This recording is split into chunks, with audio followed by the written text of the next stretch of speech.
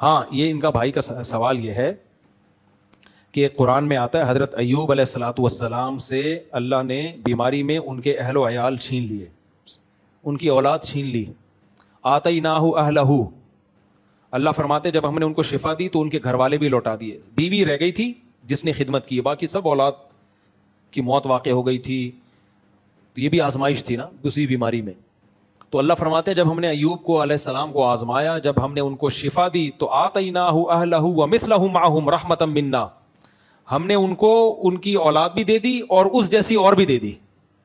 تو اس سے پتہ چلتا ہے کہ اللہ نے ان کی اولاد کو بظاہر معلوم ہوتا ہے, کوئی صحیح حدیث اس کی تفسیر میں نہیں ملتی, لیکن قرآن کے الفاظ سے بھی اور بعض روایات سے بھی, مفسرین کے اقوال سے بھی, کہ اس اولاد کو اللہ نے دوبارہ زندگی دی اور اس جیسی اولاد مزید دے دی, کا مطلب اور برکت دے دی اولاد میں.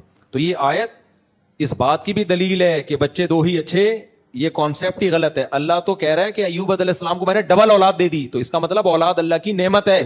اگر اس وقت فیملی پلاننگ والے ہوتے تو وہ کہتے ہیں اللہ بیچارے ابھی بیماری سے ٹھیک ہوئے ہیں تو انہیں ڈبل اولاد دے کے ان کی ٹینشنیں بڑھا دی. تو اللہ کہے گا اولاد گفٹ ہے, اولاد ٹینشن نہیں ہے. تبھی تو قرآن کہتا ہے یہب لمن یشاء اناسا, جس کو چاہتا ہوں بیٹیاں گفٹ میں دیتا ہوں. ہبہ عربی میں گفٹ کو کہتے ہیں. وَيَهَبُ لِمَن يَشَاءُ الذُّكُورَ, جس کو چاہتا ہوں بیٹے گفٹ میں دیتا ہوں. تو یہ گفٹ ہے, گاڈ گفٹڈ ہوتی ہے اولاد. سمجھتا ہے نہیں سمجھے جاؤ. کیا کہ تھک گئے, گلا بیٹھ گیا میرا, بولا نہیں جا رہا مجھے. وہی پھر وہی دو بچوں پہ ہی اٹکے میں آ کے اٹکے رہو, اپنی بڑھاپے کو برباد کر رہے ہو.